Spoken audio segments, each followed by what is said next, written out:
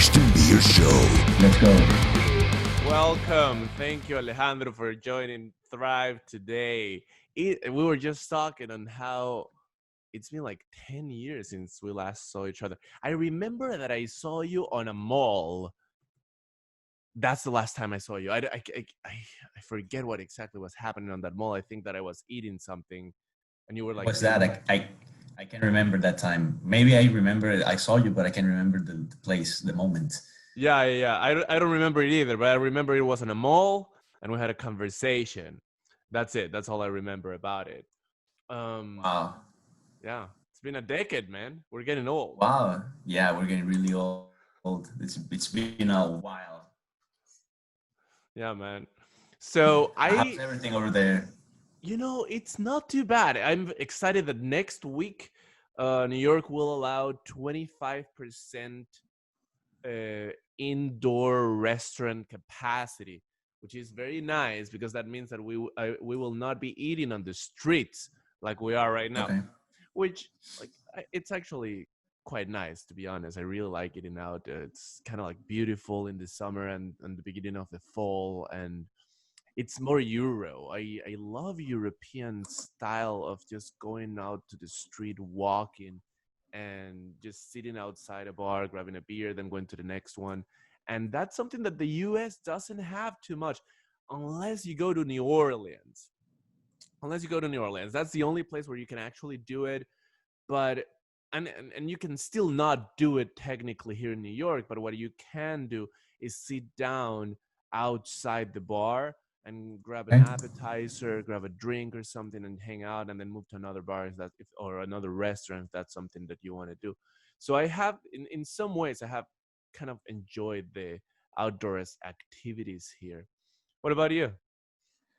Well, the last thing I remember I did in New York, the last time I went, which was like around 6 or 7 years, is the only thing I remember people doing outdoors or in the streets was making lines to get into restaurants. So maybe this is going to change with the occupancy allowed right now, right? They still do that. And I it's bet. just I bet. I think it's fashionable for you guys in New York to make line because the place has to be so great and hot or fashionable because we're making line. I don't know if it's a fashion sense or it's really that good. I wish it was a fashion thing, because if it was, I would just go to the unfashionable place because I I hate doing lines. I think it's just there's so much people. There's just so okay. much people. And some restaurants you don't necessarily do line. Pre-COVID we're talking about. So pre-COVID, if you go to a restaurant on a Monday or a Tuesday and it's not necessarily happy hour, you will not need to make line unless it's a very fancy restaurant. But if it's like Thursday or Friday or Saturday or Sunday, everything's gonna be packed. There's no way. Even now, like last weekend, I was out and I wanted to go to a restaurant that didn't take reservations, so it was first come first served, and the weather was good, so everything was packed. Absolutely everything here. I'm in the Upper East Side of New York, and everything in the Upper East Side was completely packed. So yeah, I don't think Wow. it's a fashion statement to do a line. In fact, you can actually hire people to do the line for you. And What? yeah, Really?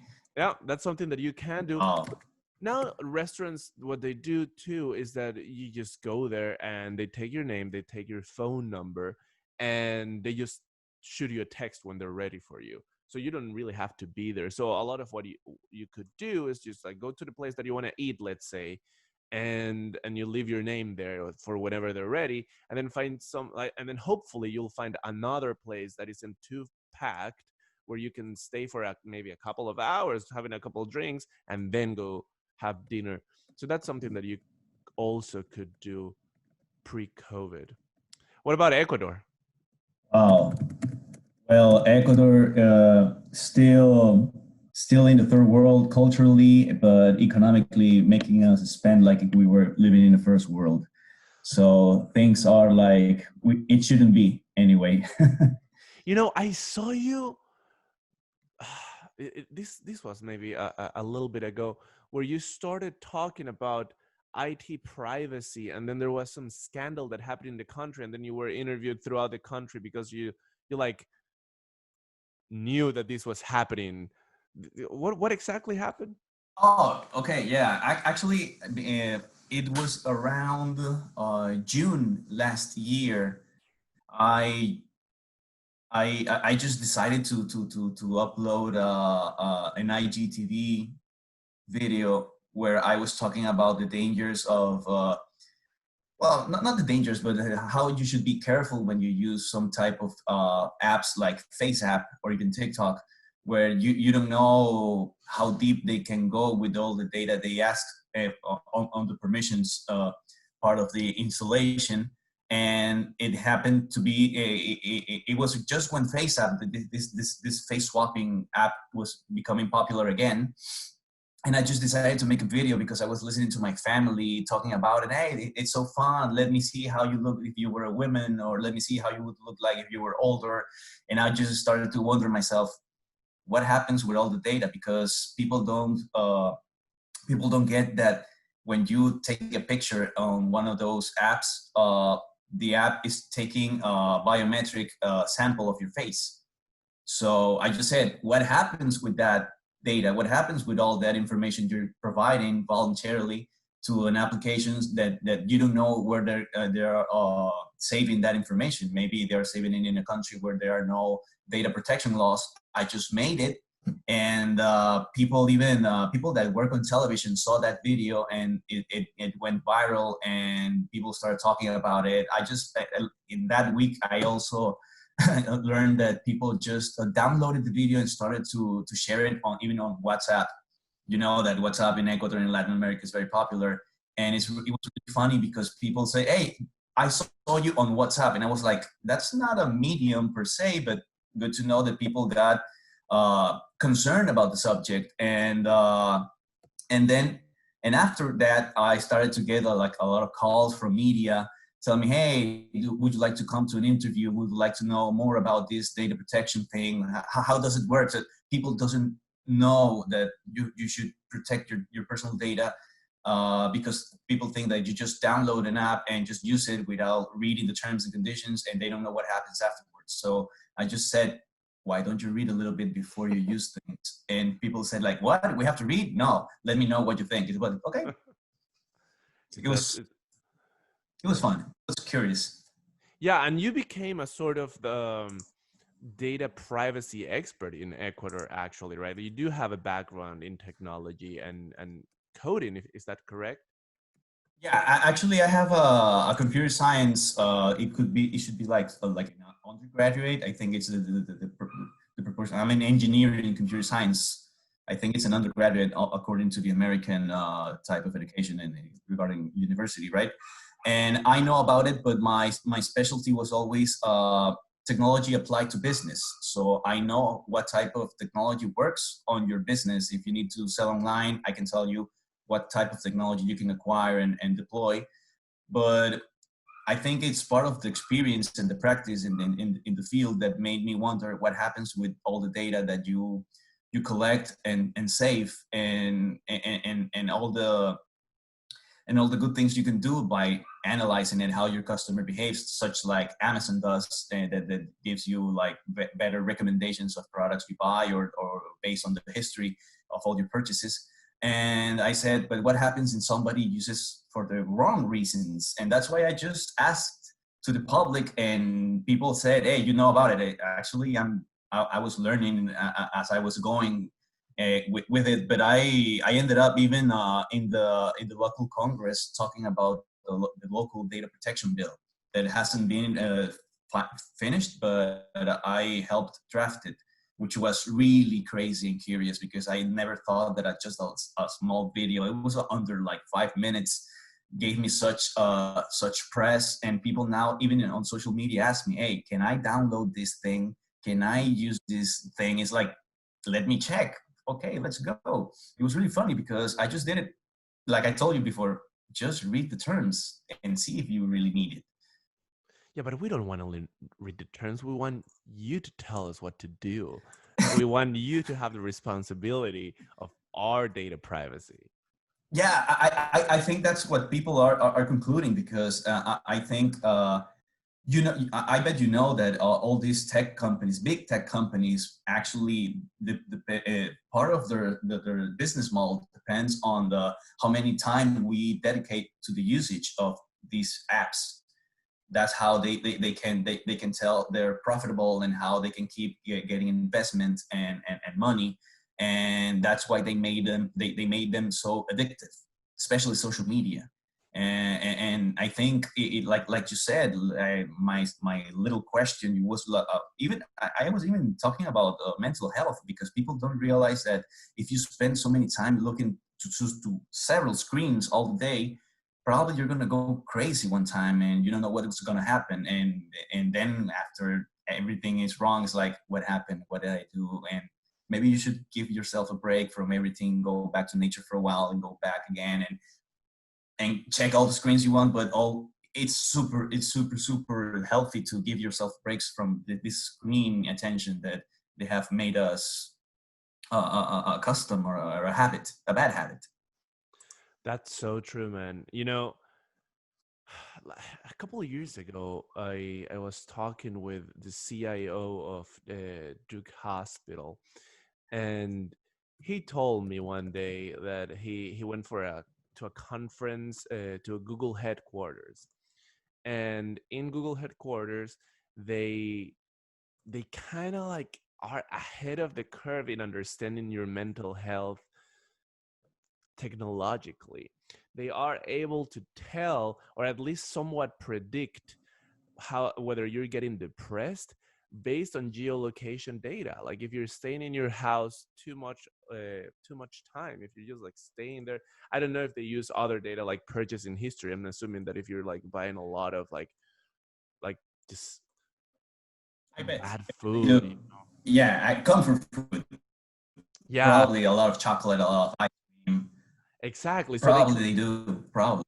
Yeah, and then what they do is that when they know that you're depressed, they start targeting ads to you regarding like mental health therapies. Like maybe you want to like, are you depressed today? Maybe you want to click here, which is on one side nice that they're able to send that kind of information to you if you're feeling that way.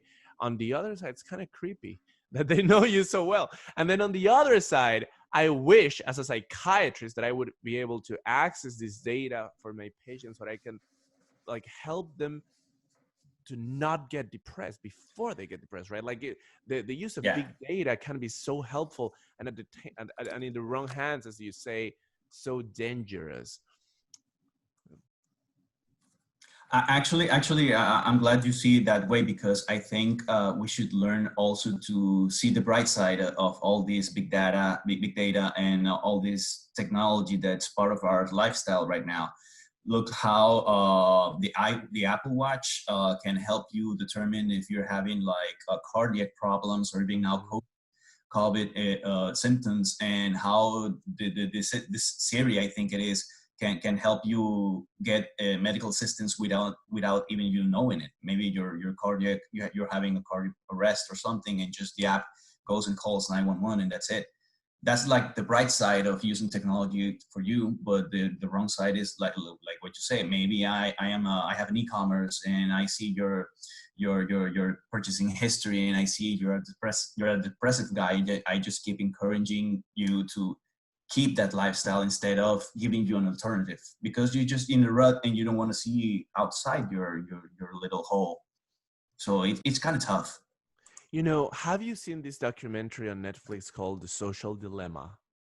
I just saw it, and I think it's really accurate, and I liked the part, and I think it still has this a little bias on like a little political agenda behind the script. But I think the thing I like to rescue from that documentary is the part of the ethics behind the usage of technology in business. Because fake news is a great business if you come to see it only by the numbers, only by the finance. But it's not right. It's not correct. You can't just uh, lie to people so blatantly and with information that's not verified. You should have this.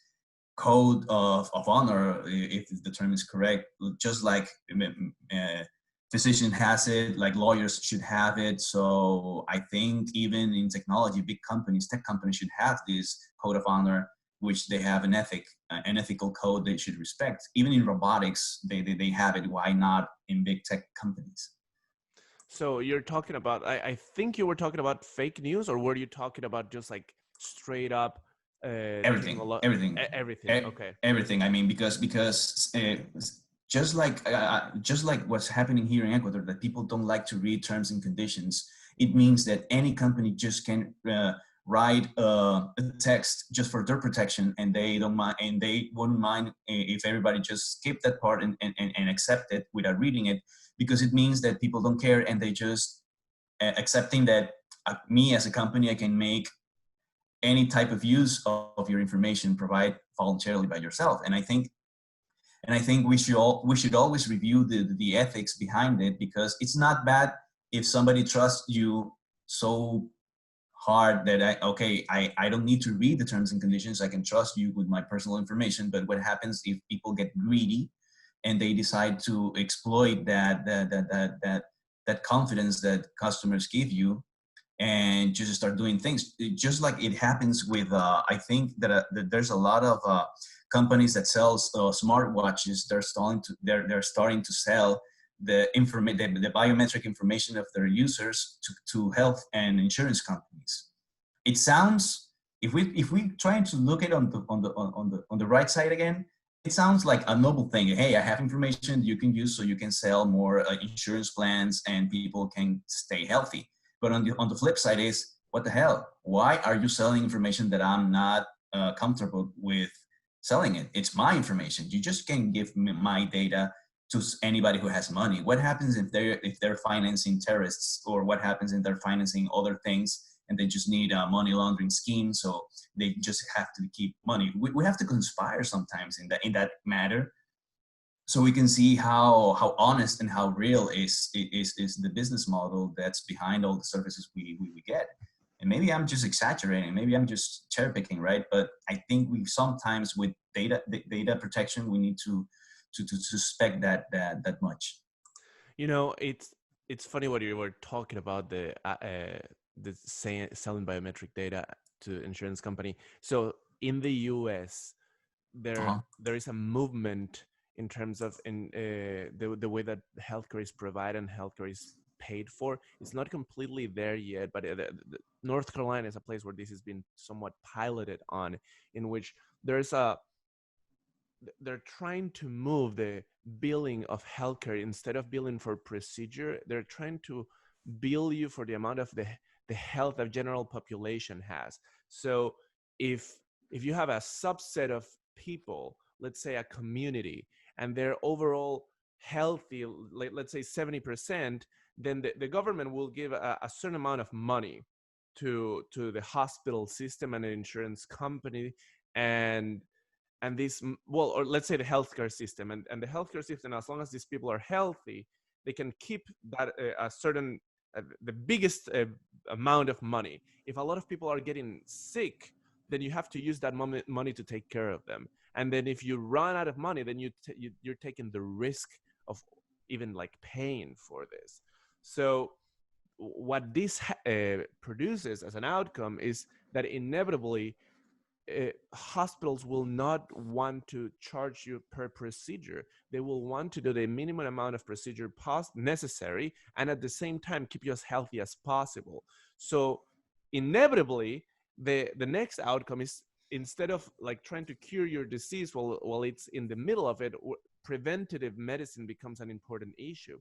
And then in order to promote preventative medicine, then you want to address diet, you want to address Yeah. exercise. And then how do you do that? Well, one strategy that some insurance companies in combination with hospital systems are trying to do is say, hey, I'll give you an Apple Watch for free, and then you have these challenges that you have to commit to and complete over the next 2 or 3 months. And if you do, the Apple Watch is free. If you don't finish those challenges, you have to pay for it. And then what this is trying to do is promote health, and I think that's a great system. But then there's the flip side, as you were saying, right? Like, if I buy like a some weird some unusual brand of a smartwatch, and they're selling that data to like people that you don't want it to have it, or an even worse situation would be like, what if you buy your Apple Watch, or what if you buy another sort of biometric sensory data, and then they sell it to your to potential insurance companies that you don't have, and then they gather this data, and then because of whatever, let's say your heart rate's like not that good, you have high blood pressure consistently, so they determine you to be high risk, and then they say, well, you're a high risk guy or a high risk woman, so we're going to have to charge you a little bit more than the average individual, which could happen too. And that set us in a different kind of world that isn't necessarily something that an individual person would want. And I agree with you. We do have to conspire a little bit. I remember that face app thing, and I remember your video. I saw it too. I have like so many pictures of myself as an old guy. Like I love those pictures, but at the same time, yeah, I'm like, okay, maybe they have my biometric data. What if somebody tries to impersonate me? Like all these kinds of things could happen, and even And things are getting even darker in that matter, because there's even big tech companies as small tech companies that are starting to work on not only artificial intelligence and also on this deep faking, which is that like you can take my face and put it on your face and do the same thing. There's an app called Reface that does that. It grabs your pictures from your face from the picture and replace it from like movie scenes or TV shows. They're already working on voice faking. So probably in the near future, there's gonna be a lot of identity theft using all this technology about it, and it could be so far, so deep down in the data grabbing or stealing or whatever theft that it could go from like, okay, I'm gonna just make a copy of your face and your voice so I can unlock maybe your bank account and maybe just steal all your biometrics and see what else I can do. Maybe I can make forgery out of it. Maybe I can do a lot of things. So we have to be like a little bit careful. Just wonder, maybe this is possible. Contemplate the possibility that might be happening and look for a safety or an alternative so we can be protected by that, because it's going to happen. And like you say, maybe we're in the same pool of insurance contract, and we have like maybe we're near the same age, and we maybe have the same health conditions, but maybe my information is less valuable than yours, and yours is higher on the black market, and maybe you're the target and I'm not,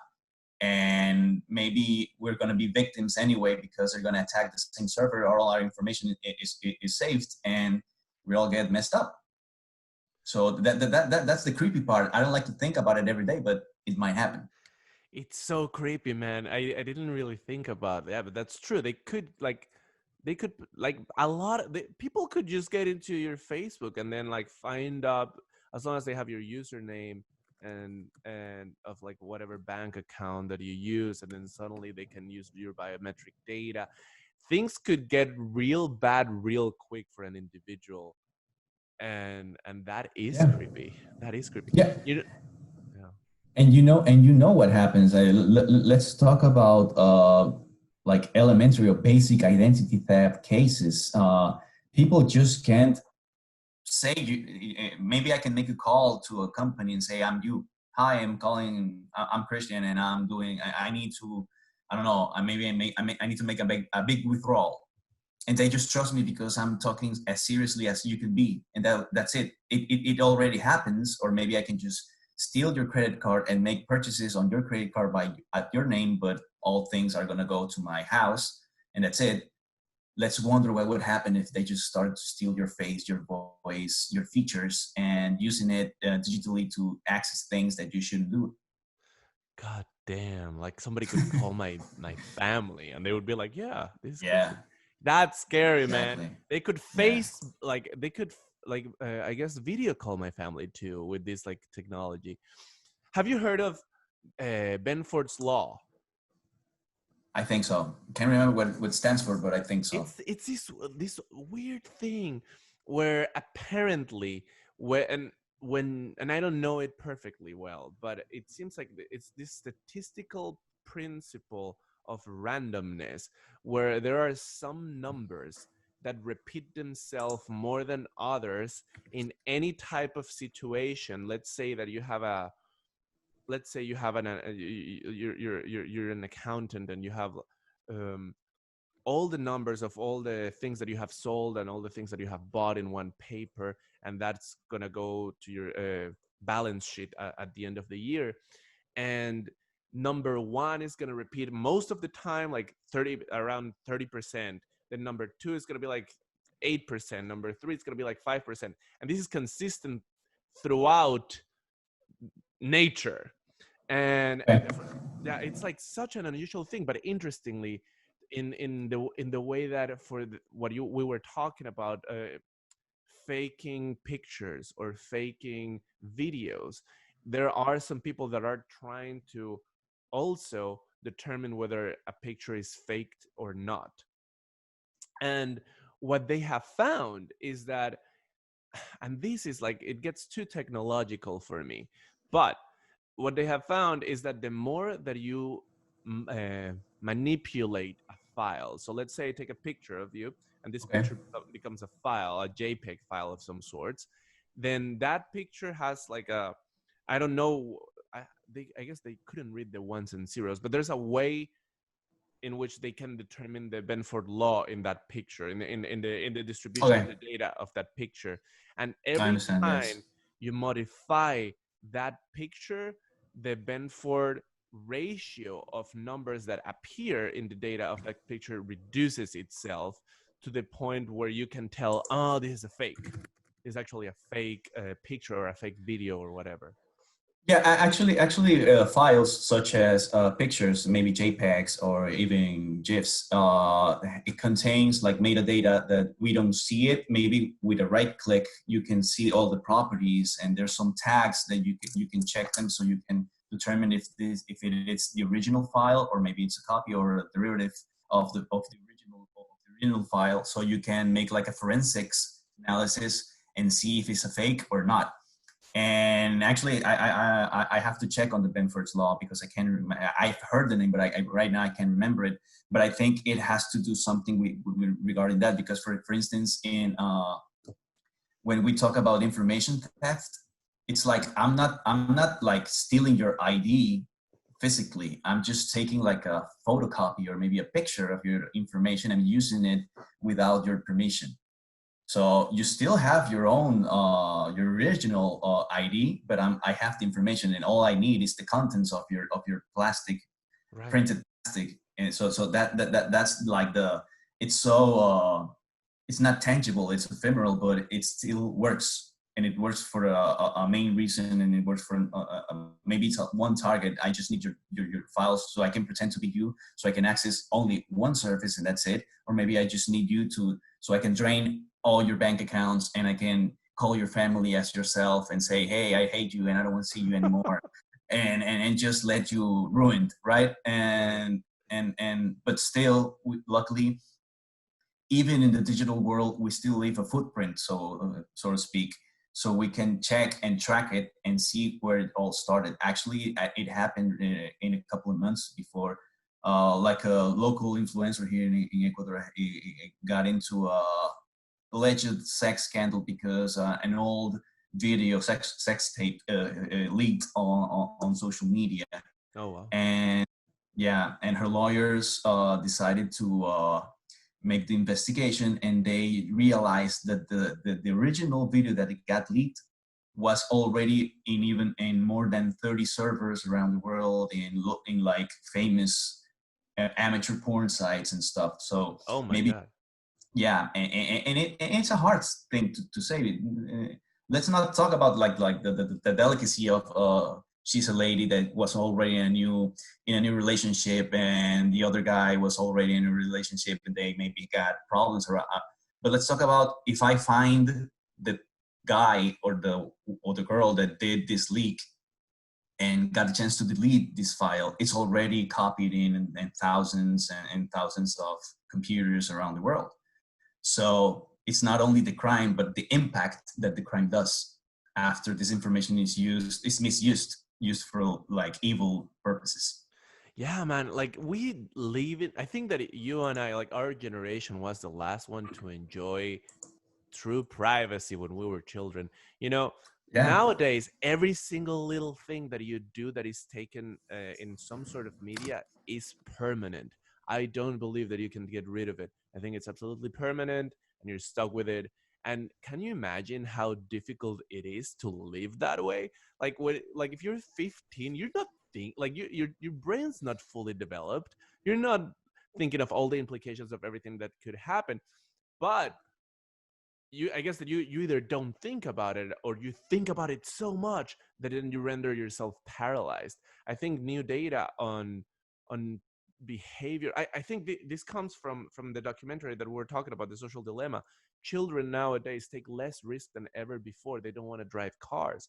They don't want to do a lot of stuff that a normal child from like 30 years ago would do, because I think they are afraid of the potential digital repercussions of what would happen if they do a thing that is not appropriate. And and that has increased the amount of suicidal behavior in children drastically. I mean, I'm making assumptions here because I don't think that it's been proven that this is a cause and effect relationship between these two things. There's a correlational effect only, but it's something to think about for sure. And then what about this other thing that they mentioned that was like super creepy, that not only they know what you're doing and they target ads towards you depending on what you like and what your mood is, but what about them inducing a mood to you through yeah. specific type of notifications in your phone? What? That's crazy. That's behavior modification right there. It is crazy, but it's possible because remember that's the evil part of advertising. If you think about it, let's remember that one of the forefathers of modern advertiser was a nephew of Sigmund Freud. So there's a big influence of psychology in the science behind traditional and now digital advertising. So what you say is actually possible, and I can blame fake news, for instance, for this behavior modification. And if we go to all these underground forums, such as let's talk about the mainstreams, forums like Reddit, maybe 4chan, and all of the ones on the underground part of the internet. Probably there's a lot of content created just to make people feel so awful with themselves that they just go downward within their souls, and that's why there's a lot of there's a correlation between suicide rates and teenagers using internet. Because I think you remember how you were when you were a teenager. I remember when I was a teenager, I was like a little jerk trying to find myself, my identity, and I know that I've done and said a lot of stupid things. But as any teenager, we're allowed to do that, because if it is an opinion, it shouldn't hurt anybody, right? An opinion is not a fact. An opinion is not like something so blunt that it could hurt you just by hearing it. However, people take so seriously the use of social media and the use of internet, not only as a working tool or maybe a communication tool like we're doing right now, or even as a learning tool. They use it now for leisure. They use it now for any type of entertainment, good and bad. And I think that hurts your psyche. I think it doesn't matter if you, for instance, I have a lot of friends that are really big fans of horror movies. And I think it's okay. It's a good film genre. I have my favorite horror movies, but I don't watch horror movies all day long, because I know if I see a lot of gory images and think about death, and murder. So constantly probably is going to affect my psyche. And one day I'm going to just start my car and say, hey, it's a good thing, a good day to murder somebody. I don't think so. It shouldn't be the reaction, right? It's the same thing with the internet. We should learn how to detox ourselves from the internet, because we are very far away from the reason why certain Berners-Lee decided to create this protocol of communications. It was it was conceived to transmit good information. It was conceived to transmit knowledge, to generate communication between scientific persons. Yeah, it was just a hobby of him, because he decided, hey, I think I can improve our communication if I create this tool. And he made it while he was working at CERN, which is one of the biggest scientific institutions, at least for me. And of course, the since the commercialization of the World Wide Web, obviously companies decided to take advantage of it, which is okay, because it's a tool and you can know how to use it. But unfortunately, just like a coin, there's one side and there's the other side. And the problem is a lot of kids unsupervised, because unfortunately, when you're a kid, at least you need a little bit of support, or have supportive parents that can tell you, hey, don't go that way. You can go to hell after that. Not in a non-religious way, right?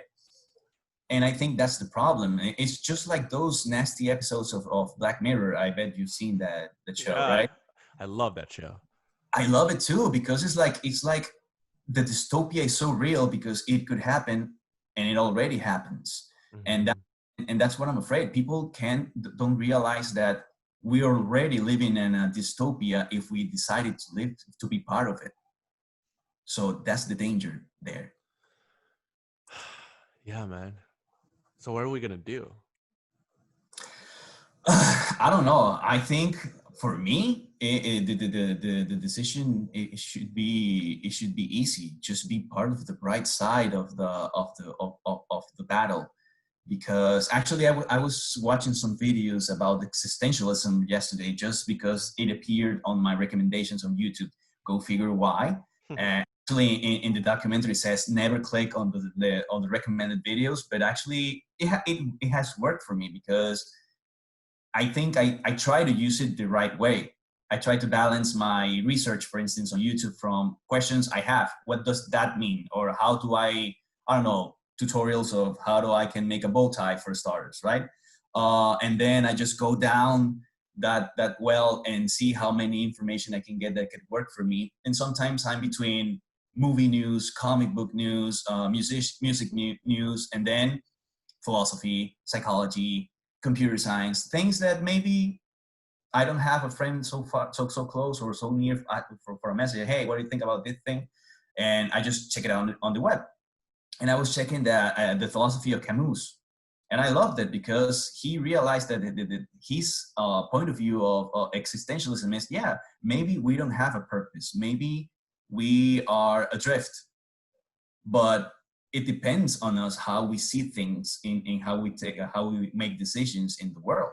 Because he had a life, he had written books, so it could be perceived as grim, but they were so good as a social criticism, that I think that's the thing that we're lacking right now. We're lacking a proper criticism about ourselves and about our society, so we can make proper change. Maybe I'm having a bad habit. I'm starting to eat a lot of refined sugar every day. I know in the long term it's gonna affect my health. But if I don't realize it right now, and I don't start to recognize the how I'm starting to feel after I consume that type of food, maybe I'm not gonna change for good, and the consequences are gonna be bad when I'm older. And the same thing is with the information we consume. And it's not like let's ban or cancel, like the culture that right now does it. Let's cancel bad information. No, we just have to learn how to decide. This is not good for me. Maybe it's good for somebody else, but not good for me. And I want to be part of this. I want to be part of the solution, not be part of the problem. I think that part of what you're saying, and this is something that that I agree with, is okay. We live in a very different world now than whatever existed 10 years ago, or even, Yeah. I don't know. And the bad side of things is that you can be swept by it and sucked into a downward spiral of negative emotions through it. Yeah. Your behavior can be modified in such a way that you become not exactly the person that you want to be, if you really start depending on this technology too much. And on the bright side, because of these forces around you, all of us have, on different levels, on a societal level, we should create some regulations, and on the institutional level there should be some new ethical code. But on the individual level, like what can you do and what can I do, is really know ourselves, just as you were talking about. Know yourself. How do you feel when you watch a horror movie? I personally, the last horror movie that I watched, like strictly horror movie that I watched, I may have watched a couple horror movies after that, but the one time that I made the decision, okay, I'm done, is when I saw Paranormal Activity. And the reason for it The is first because one? the first one, yeah, I Yeah. couldn't. It's good, right? Like It's a good movie, yeah. yeah, The sequels are nasty, but the first one's really great.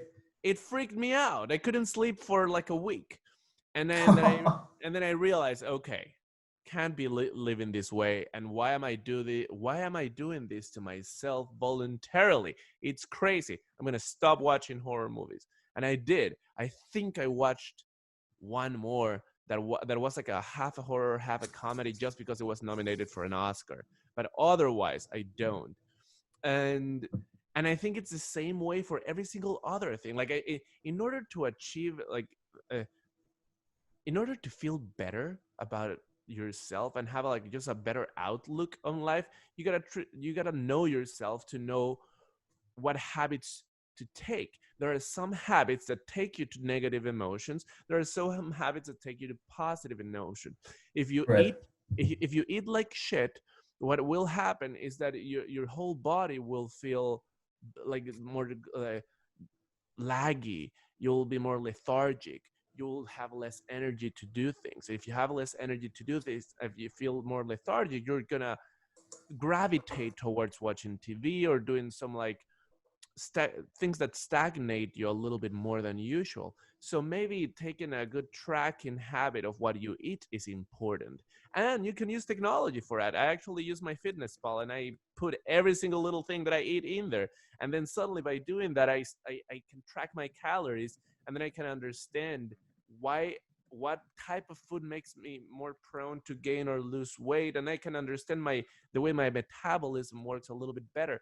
I also i also I use a fitness tracker, a Garmin, to check my heart rate when I exercise, so that I know whether I'm overtraining or undertraining or maintaining or just being lazy. Sometimes I like running. Sometimes when I run, I feel tired, but I feel like I can't handle it anymore. But then my heart rate's super fine, and I'm like, oh, I I can think keep that doing it. yeah, I think I can continue. And then suddenly, bloop, I leave that mind state. So I Right. realize that you can use technology to know yourself better, and you can also use let it absorb you and take you to like a different horrible path for your life. I think that it adds pressure for self knowledge, and although not it's not the ideal way to deal with your knowing yourself, it's an attitude that you can take towards knowing yourself, because knowing yourself, regardless on why you do it, it will always be for your betterment. Actually, it's really important, and there's something I agree totally with what you said, and actually, there's something that I just well, it's not a I've discovered while I've been talking to some friends. For instance, I know there's a lot of people that, like you said, they engage in bad habits because they just think it's a short-term reward or it's even pleasurable for them just by the moment, but they are afraid to take chances on things that are good on the long term for them. Something as simple as starting to have like more physical activity by walking, just for giving a simple example. there's a lot of people that can walk because we all learn how to do it, except if you have some type of disability, of course. But if you are born with all your body able to walk and go a distance, maybe you can start walking a block, and then you're going to realize how good it does to your body and your brain, for instance. And I realized there's people that, no, I don't want to do weights. And why don't you want it? Because it hurts afterwards. It's like, but it's a little bit of pain. If you know how to do it well, it's a little bit of pain, and it helps you keep your mind sharp. And people say, no, I don't want to feel pain the next day. It's like, okay. And it's the same thing. I've learned that there's a lot of people here, for instance, and maybe in the US it's going to be more, uh, that you tell them, have you ever checked, giving yourself a test, a blood test, to see if you had COVID, for instance? And people say, no, I'm afraid to needles.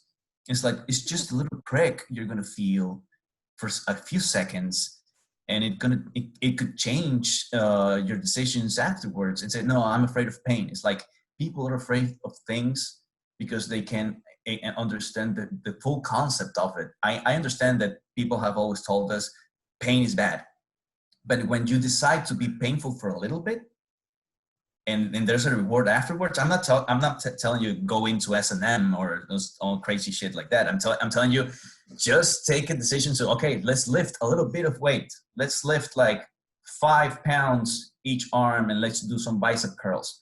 That's it. Your body is going to pump so many blood that your brain's going to say, hey, I'm doing something different. This is feeling great. Maybe the next day you're going to feel sore, but maybe you're going to feel motivated to say, hey, I started to lift 5 pounds. What happens if next week I'm going to start lifting 10 pounds, and see that you're able?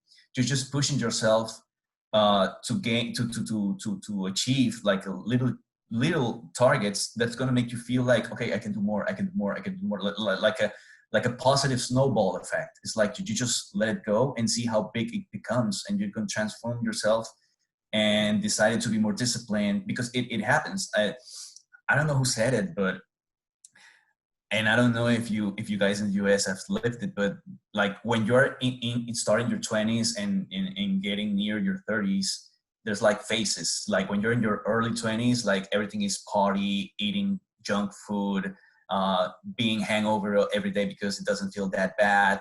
But when you're starting to live like 25, 26, you're starting to realize, okay, I can keep eating all this junk food. I can keep drinking every day. I can keep smoking weed every day, whatever. And then you're starting to develop a little bit of habits. And then sometimes you see, it's like in like a social talk. Do you remember, I don't know, John? He used to be such a party animal. Now he's a runner, or now he's a CrossFitter. Yeah. And people make fun of it, but for me it's like that guy who decided to get drunk every day, and maybe one day he just woke up, felt so hangover, and said, this is not the way of life, and he decided to look for a different way, and now he's a better person thanks to that. It's like he just touched rock bottom and said, no, this is not a way of living, let's see something else, and then decided to be vegetarian, or maybe improving his diet, however, and just engaging into new habits, because they just realize they just can't keep hurting himself, like be like like quitting to all this pleasure, immediate pleasure, and stop being this addicted to pleasure, to dopamine, and starting to do things more constructive because they just got a dream job, or they just starting to develop an ability that needed more concentration. So there's a lot of influence around you that helps you decide better. I've been in all those phases. I've been a runner, I've been a CrossFitter, I've been a party animal as well. And I think I just decided how to balance it, because if I had the chance tonight to go to a party, after all we have been living, of course I would go. But tomorrow I have to work. So I say, no, maybe I'll just wait for Friday and just suffer the hangover on Saturday. So, but that's the richness of being like self-conscious of all your decisions and all the consequences behind these decisions. Because people say, okay, what the hell? Let's just get smashed and see what happens tomorrow. It's also a decision. It's okay. Yeah. You know, I think that I agree with what you're saying, and I think it relates to many psychosocial issues. But if we were to generalize, and I think and I'm sure I'm generalizing here, but for the sake of the argument, I think that what happens is that there's a degree of conformity. Um, if you as an individual, you think that the life that you have and the life that you're living at the moment is exactly what you want, and you don't want anything better, which I would argue that the majority of people don't feel that way. Some people will say they do feel that way, and in the back of their head, there's like an inconformity that it's hard to accept that you don't like how things are in your life in the moment, because the moment that you accept them, that you have two choices. You either take responsibility for it and you believe that you can make it better for yourself, or maybe you don't have that. Maybe you just are afraid to feel like it's not something that you can do, that maybe that's just the cards that you are dealt in life, and then there's no improvement.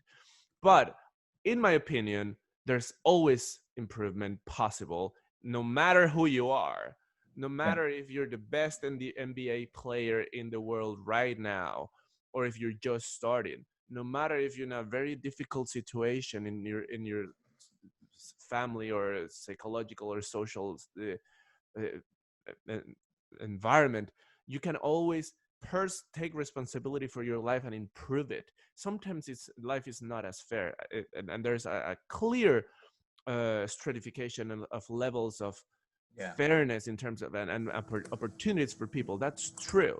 And yet at the same time, what's also true is that you have the opportunity to do better for yourself.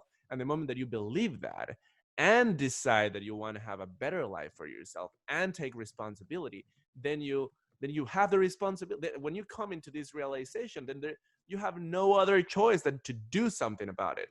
And what do you do? I mean, you can just, it compounds. You can do a little activity in one day, just like you were saying. Let's just like walk a block, and then the next time you walk 2 blocks, the next time you walk 3 blocks, and then you exactly. compound it, and suddenly you find yourself running ultra marathons. Like, Yeah, actually, and that's I think it's the fear that people has it, and I will go back to my example of the small prick in the arm for the blood sample. It's like people are afraid of giving a little bit of effort because they think after that little amount of effort they should give, they should be with a six pack and bulging arms and able to run an ultra marathon just by one step. It's like no, it's a process. It's a long process. I just remembered a 50 Cent song. Go figure out why.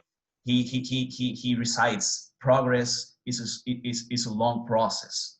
But then he just started bragging because that's how hip hop is. But it's really funny because the saying is right. And like you say, like and that's a really big discussion here in Latin America in general, that people think that because guys like you and me, we are born on South America. However, probably comparing ourselves to somebody else, maybe we are like way more successful, or even we're more of a failure compared.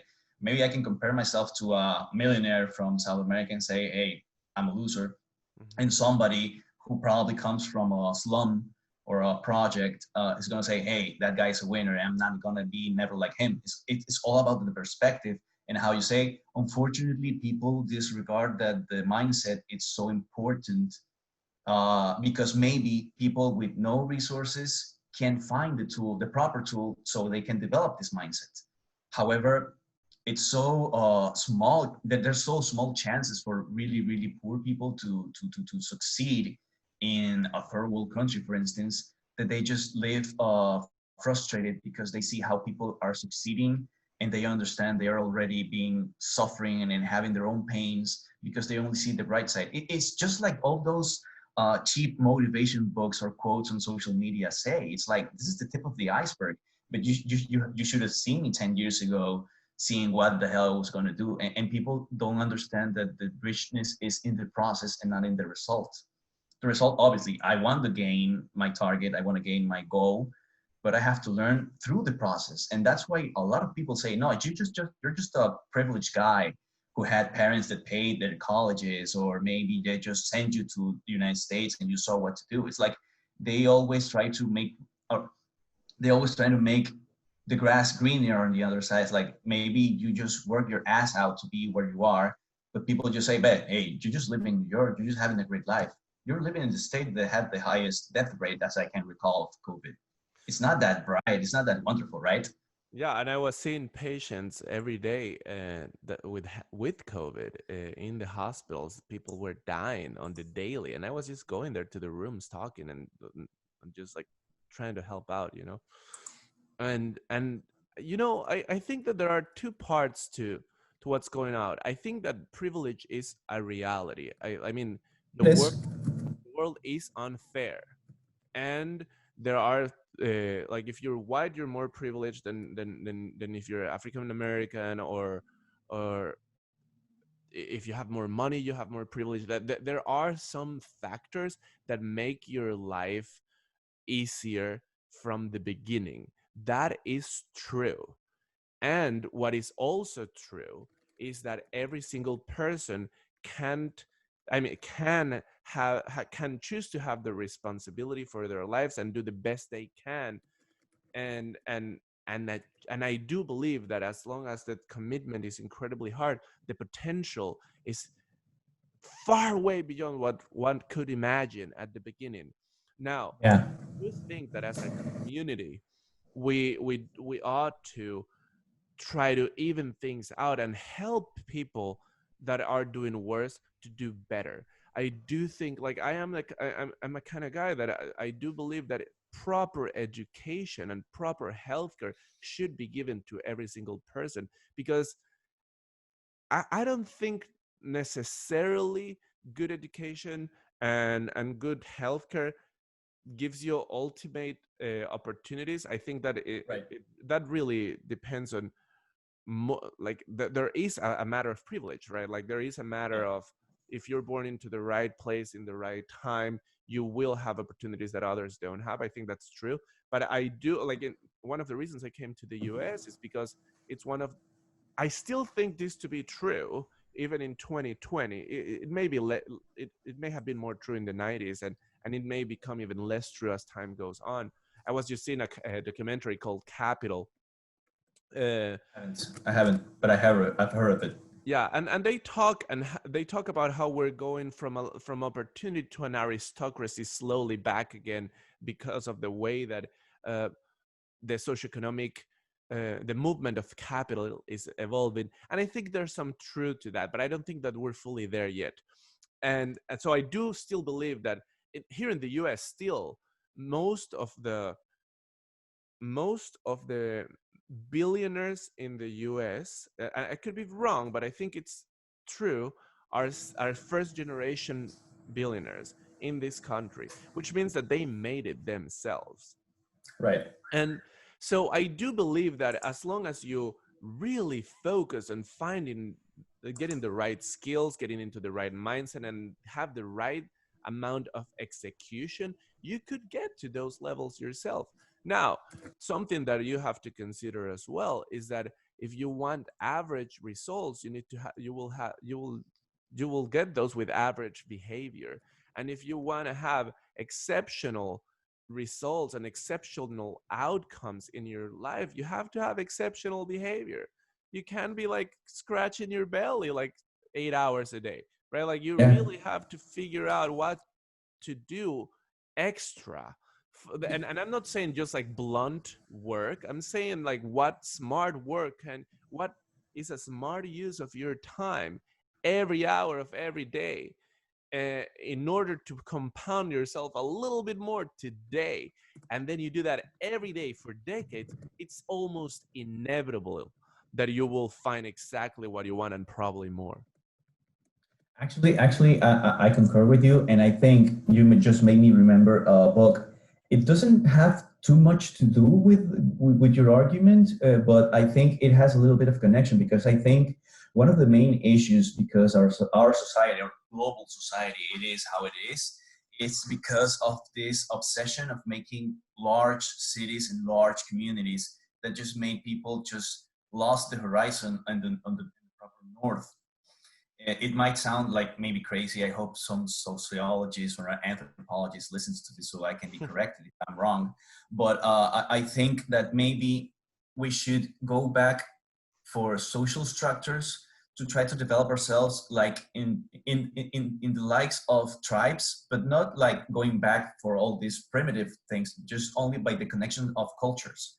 Because there's a moment where societies get so big that people within the society just lose their purpose, their north. And when they work on small communities, people are trying, they tend to behave a little bit more with a mindset more clear and a purpose more sharp.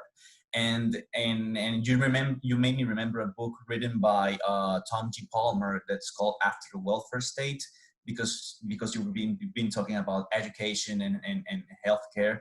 I think if we were maybe, okay, let's talk about the United States, for instance. It's okay to be a big country with a big states, but maybe under their federal law, maybe inside each state, there should be a smaller distribution of limits and competencies and capabilities, so it could be more manageable. And that maybe a town hospital could be more than enough to take care of all the patients in it. And if somebody wants to go live in it, just be part of the healthcare system of that township, and that's it. And not in a big one. And that's why all the money and all the resources become scarce in a bad way, because I want to talk about scarcity in a good way as well. And I think that's what supposedly works correctly on Europe, for instance, because in Latin America, people tend to say, oh, all the Nordic countries are living in a socialist paradise, which is like a little bit of a fallacy, because they just live a welfare state because they just worked so hard for so many years that they just got the chance to accumulate a lot of wealth, so they can distribute it properly on social services for all the people that live there and all the immigrants who decided to become expats there. Now, that's a good way of distributing the wealth. And so all the left-wing people that listens to you feel represented, but it's possible because of the hard work of people who thought that creating capital, creating money was a good way to get things. But they didn't decide, let's make Norway great or big, and they just start invading all the nearby countries. They just said, hey, we just started in our limit. We are next to another country. Let's become friends and let's see if we can make commerce. That's it. Actually, commerce made us more peaceful. And in my example of the Nordic countries, maybe people can remember how in that territory centuries ago, people used to pillage their neighbors. So how contradictory could be that all those countries came from savage cultures and now are one of the most developed countries in the world. And now, regarding scarcity, I think there's a sense of scarcity that people lack and they need to feel. And it's not the scarcity of material resources or money. It's the need to see how much far they can go with their goals. Yeah, that hunger that sometimes even Steve Jobs, I remember he used to say on his speeches. And I want to put Steve Jobs as an example because he was an adopted kid from Syria. He got adopted by the Jobs family. He became the genius that so many people love. And like you said, maybe he stayed in Syria and he decided to grow as a kid in Syria with his Syrian name. Probably we would have known him, and probably I bet you have a Mac computer right now, and a lot of people wouldn't be using his iPhone just because he just got displaced to the United States and he grew up in a culture that was completely different from the country where he was born. And the same thing with a lot of people. So maybe it's not only the privilege of being born or being transferred to another territory, it's about the conditions that surround you. Because Steve Jobs lived in California, I think. I can't remember right now his biography. But I bet there was like the antithesis of Steve Jobs, who was a kid the same age, who grew up with a drug addict father or maybe an alcoholic father that used to beat him up, and he became a delinquent. And they were living in the same territory. Maybe it's not only the circumstances, but it's also the sense of scarcity that you need to develop by yourself and discover by yourself. Just as the same as, hey, I'm starting to feel laggy because I'm eating junk food, is I need to feel more ambitious so I can find my true purpose and work for it. I think that's the proper sense of scarcity people need. And that's why we are like surrounded in mediocrity. And I think that's the proper term, because mediocrity is like be conformity around of all the things surrounding you, good or bad. I'm just comfortable with it. Yeah, I generally use when I think of scarcity, and I think you're talking about scarcity in terms of like, oh, I I'm living a moment of scarcity and I can do more or I can do better and I need to figure out how. I think that's Yeah, what you mean. yeah, Um, you talked about a lot of stuff, and I agree with most of it.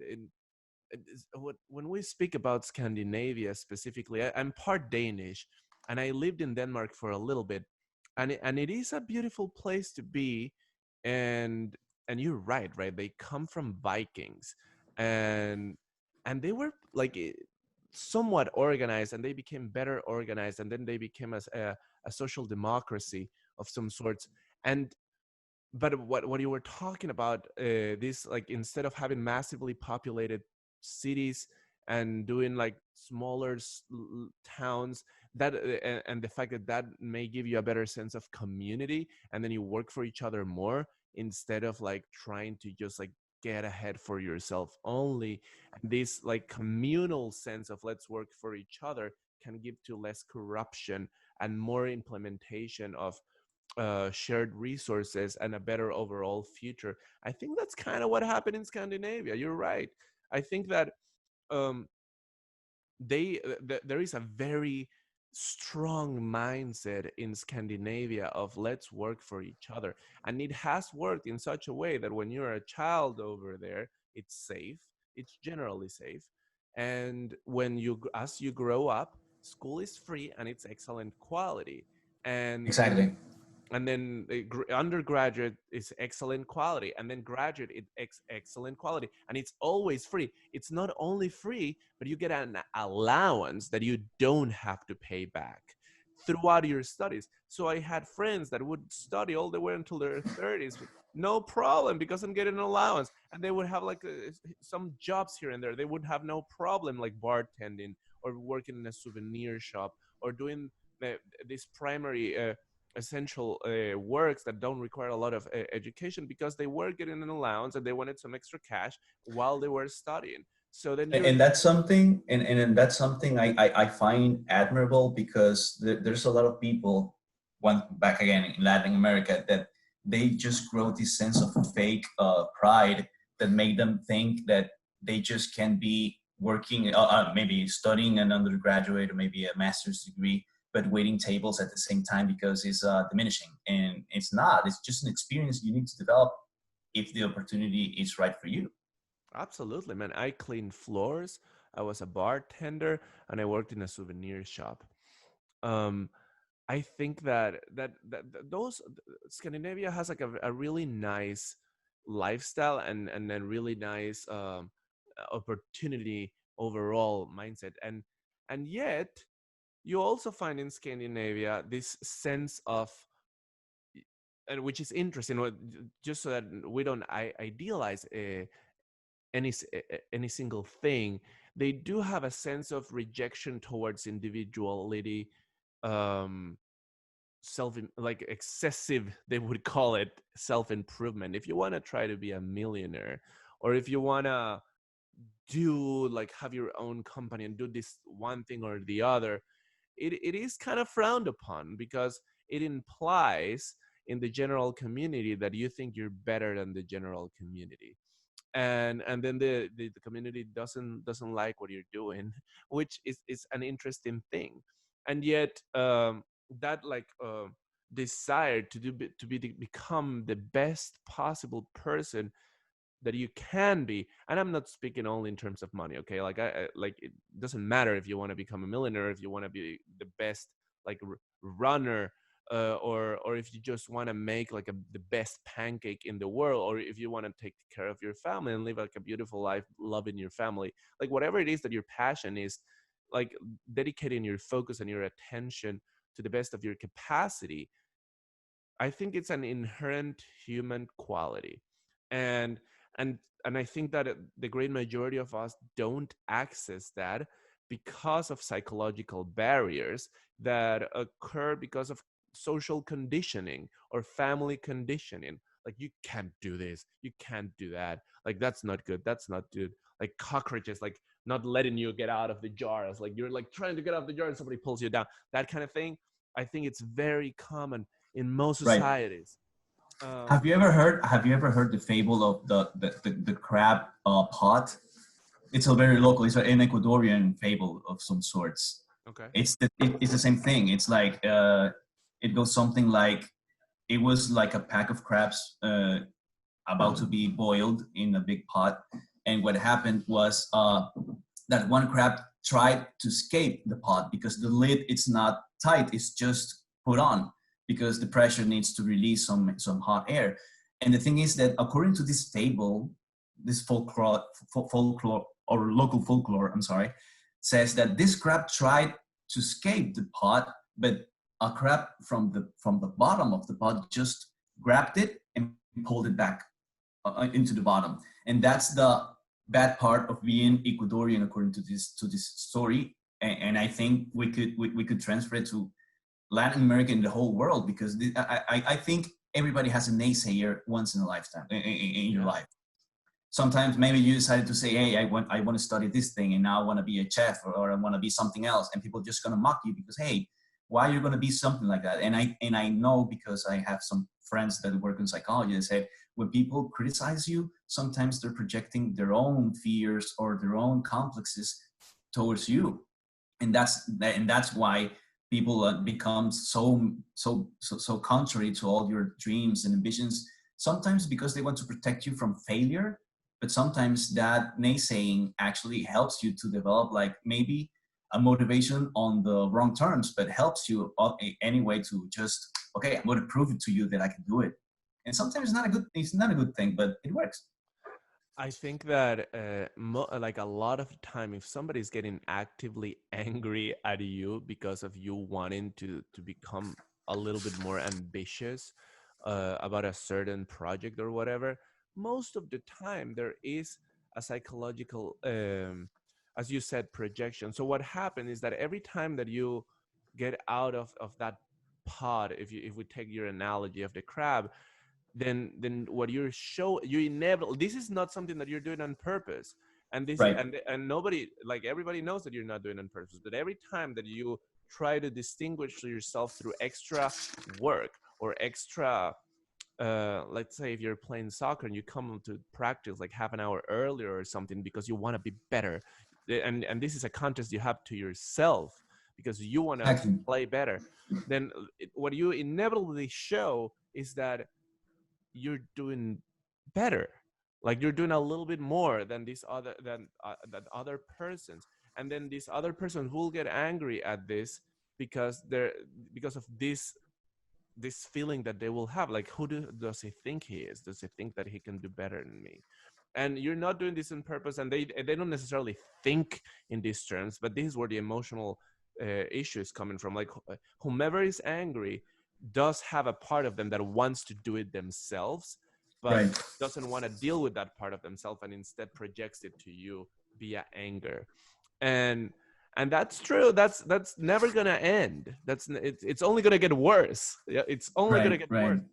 And I think that's fine, because then you develop a thicker skin and a narrower focus in terms of your ambition to continue to do the thing of what you do. Maybe at the beginning you can be um swayed by these like little comments here and there, but then over time and after multiple encounters of this same type of behavior, then you realize, no, no, no, no, no, I gotta do my thing, and then you just don't really even care.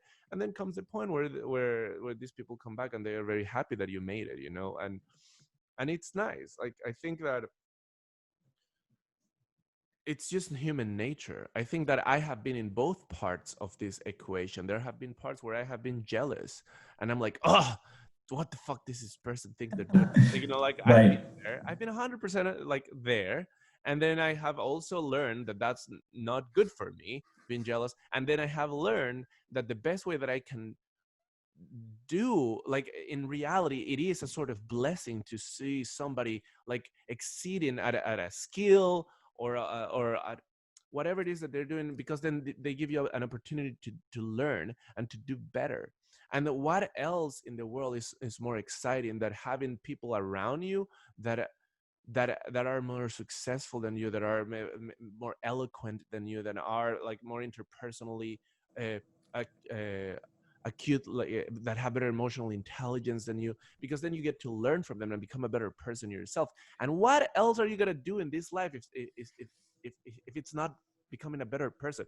Like, Right. if you stay the same person, you're going to get bored for sure. And then if you or you can hide from this like natural impulse by hiding yourself in drugs, or like uh numbing yourself by watching too much television, or eating a little bit more than usual, or eating less than usual, or getting into like toxic relationships. There are many ways to hide from this natural impulse to know yourself better and do better. uh, and you can do that, and that's okay. I mean, that's why we have free will. And that and I don't know, I think that the world's a beautiful place because there's so many variations of life, you know. And I'm a psychiatrist, so I know I love like watching them, right? Like, and I don't know, I think that I I'm having a great time talking with you right now. Like, I really think that we think quite similarly. We have similar Right. takes on life, and you're a pretty smart guy, and I'm really enjoying your points of Thanks. view.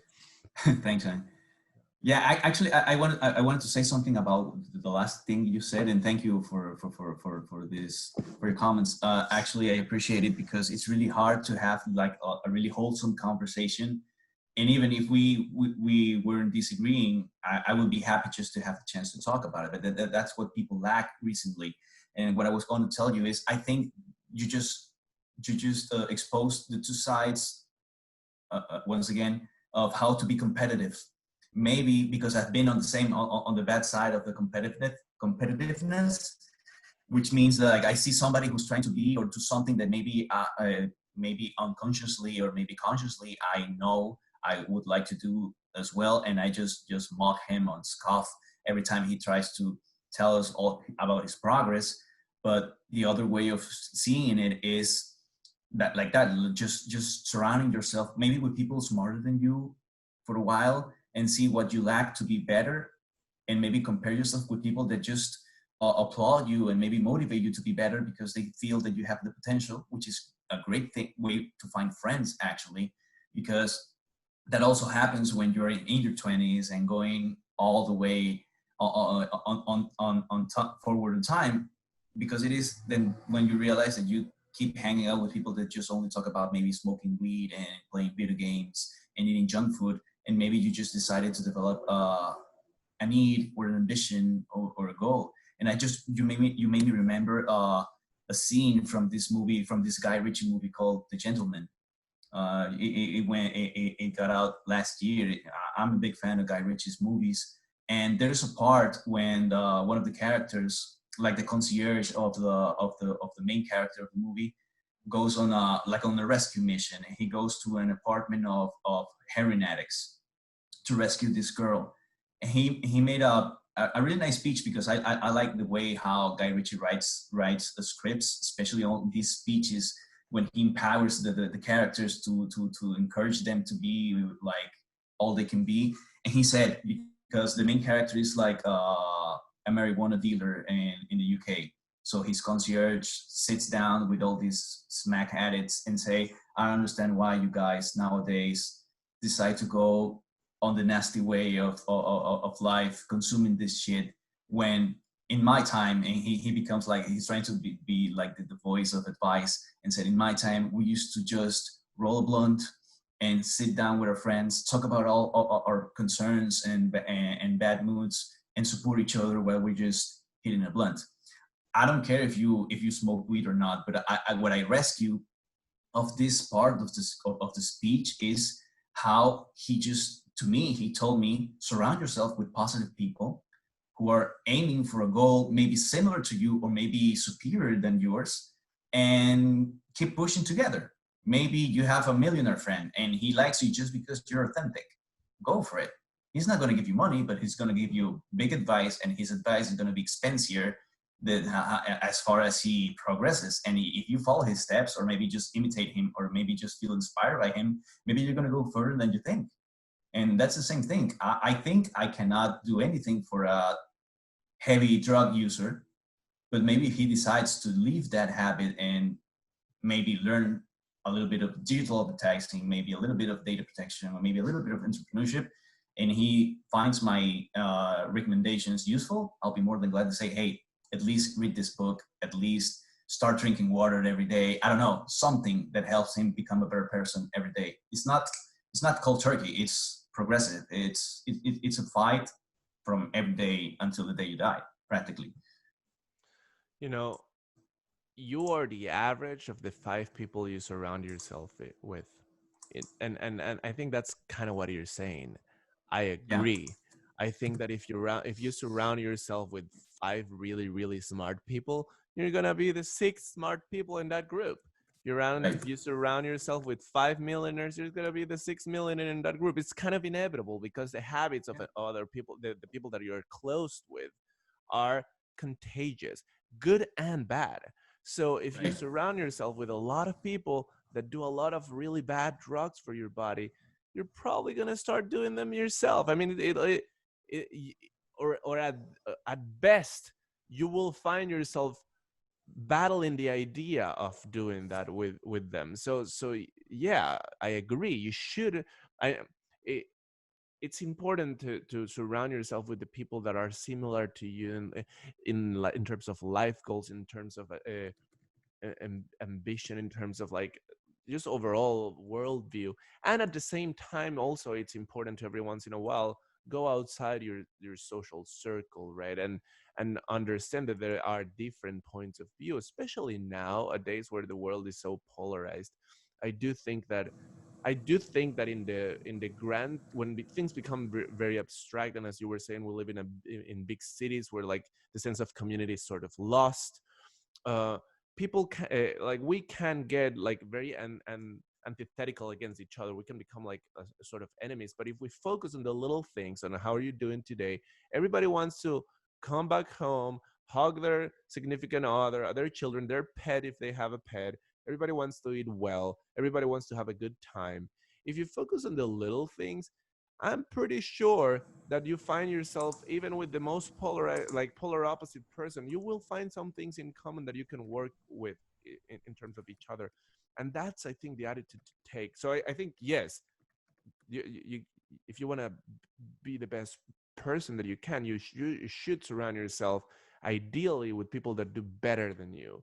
And And and there's that, something people, and there's, I'm sorry, and there's something people doesn't want to accept, that that decision of becoming better, it's not because you just read the typical motivation book or whatever, and they forget to understand that that decision brings you a lot of pain, a lot of suffering, a lot of frustration that you're not, that you have to decide to face, to understand that behind all that effort, it's going to be a big reward, and it's going to be a better you. That people don't come to understand that, because they think they have become like very used to think that everything is on a pill. You can take a pill and then you're going to have a six pack. You're going to take a pill and then you're going to be stronger, faster, smarter. And it's not that. It's a long-term work once again. So I think that's something that people need to understand, and it's a mental effort too. You have to work your mind, train your mind to understand, okay, the result wasn't as good as I wanted to. I hate it right now. Let's keep working tomorrow. And maybe the result's going to be better. But people don't accept that. It's, once again, they don't accept the small doses of pain because they think it's going to last forever. And it's actually eventual. It's ephemeral. yeah, we do live in a society of instant gratification, Right. which inevitably makes us think that short-term emotions are the most important thing that we can have.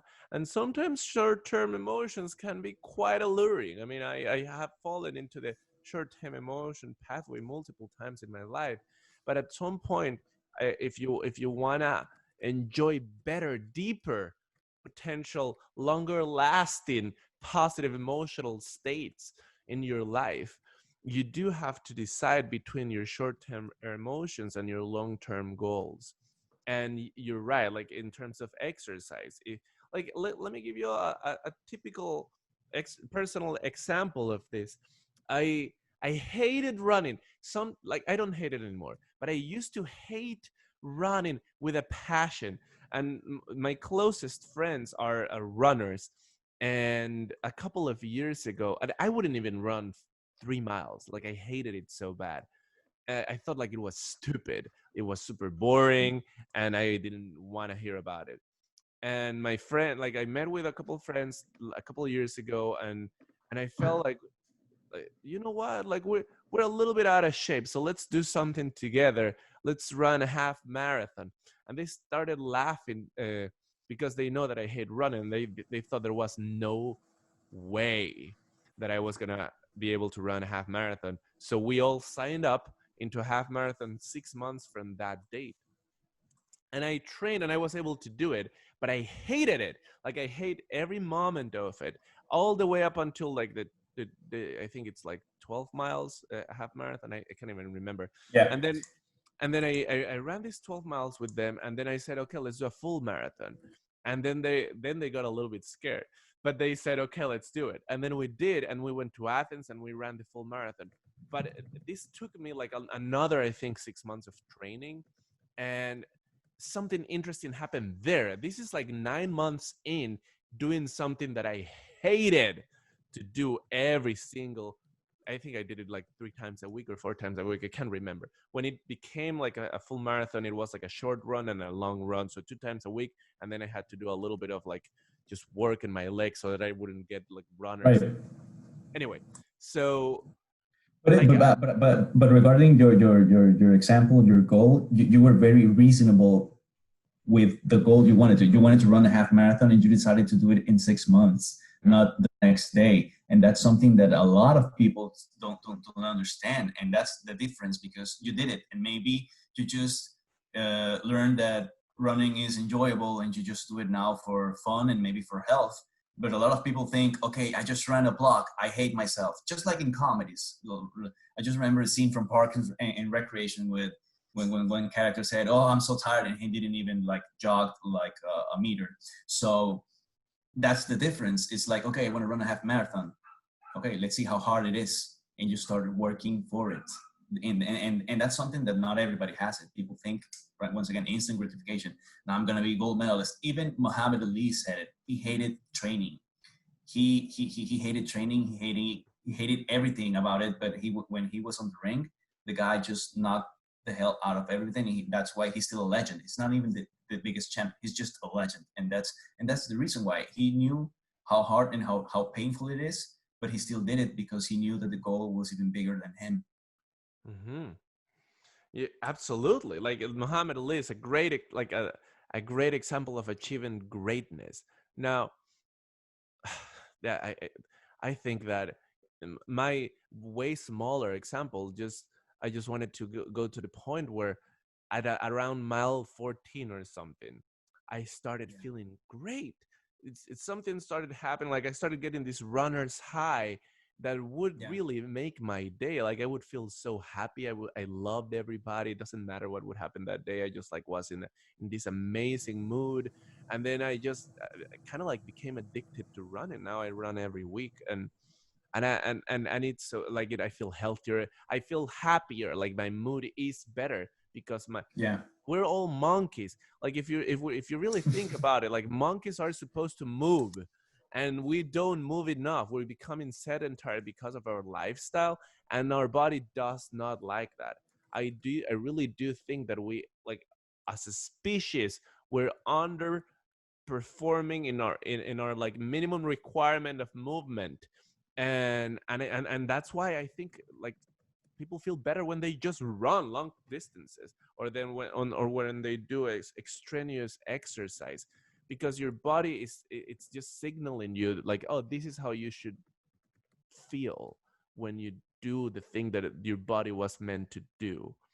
um, I mean, that's just a little example. I think that there are other examples in probably your life and my life that short-term emotion dismissal has learned into a lot of long-term goals. I really love the things that I'm doing with my life right now, and but that required a lot of sacrifice, right? Like it had to do through med school. There's so many times that I didn't go out. All my friends, even my friends from med school, were going out, and I was like, no, I'm gonna stay Friday night, Saturday night. I'm gonna study. I'm gonna study. I'm gonna take a year off to study more so that I can come to the U.S., go to a top hospital, and then now I'm like doing my dream job. Like I'm like Nice. That's a great thing to know. right, like I like it took me like 8 years. Like I don't even know how many more. Like I don't think I like since age 2. I don't think I've ever not been like working in a sort of school or something.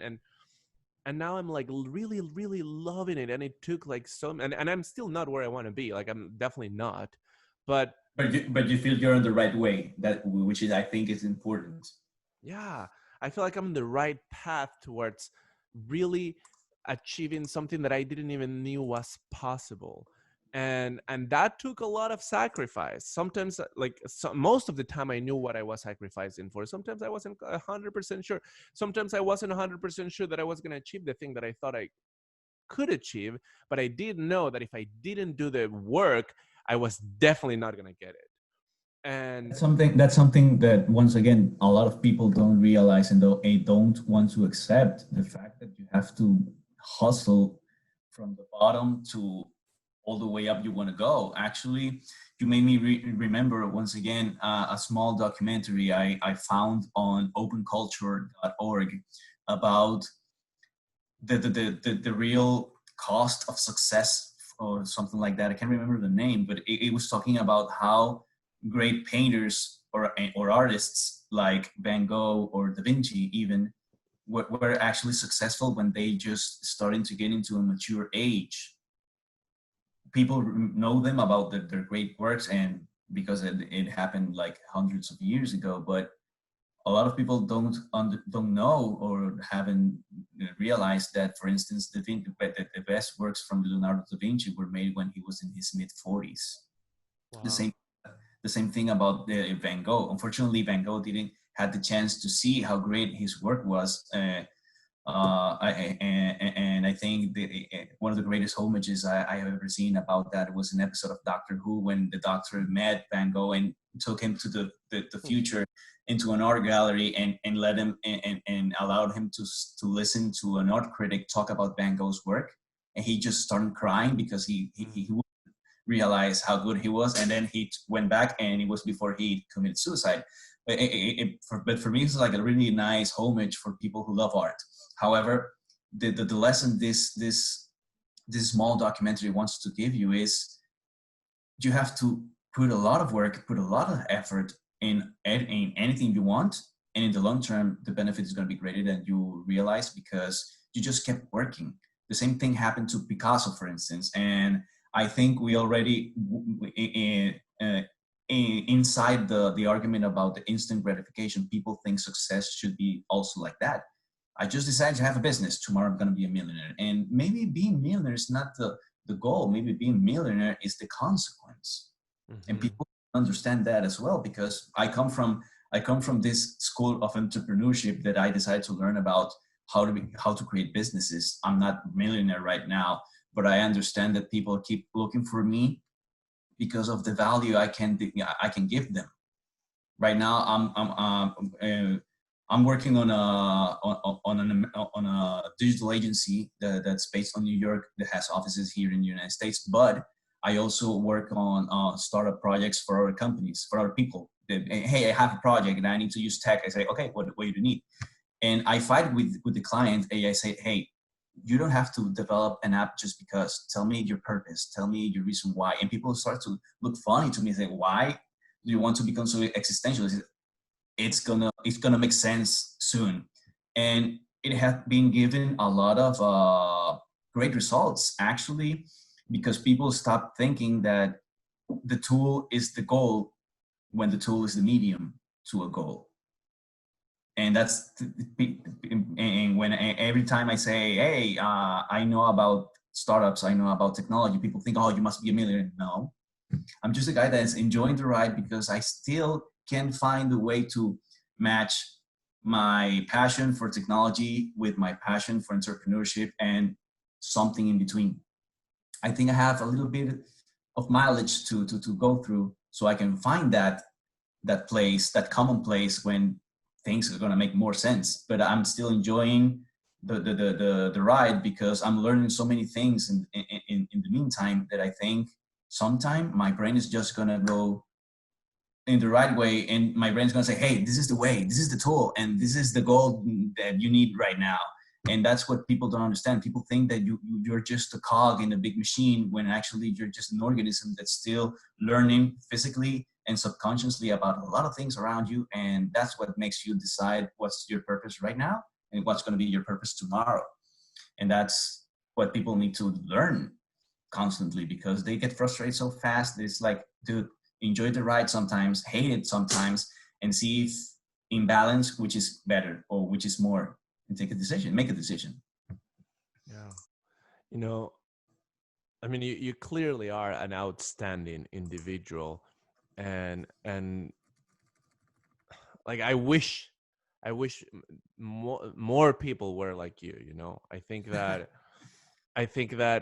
it's hard. I mean, I can be grumpy. I can be grumpy as well. So I'm not that good oh, guy. But I believe that you can. I mean, in terms of how you treat yourself and your future self, right? Like right now, your future self is probably saying thank you, because your future self is gonna have so much abundance of opportunities and an abundance of let's say financial time wise.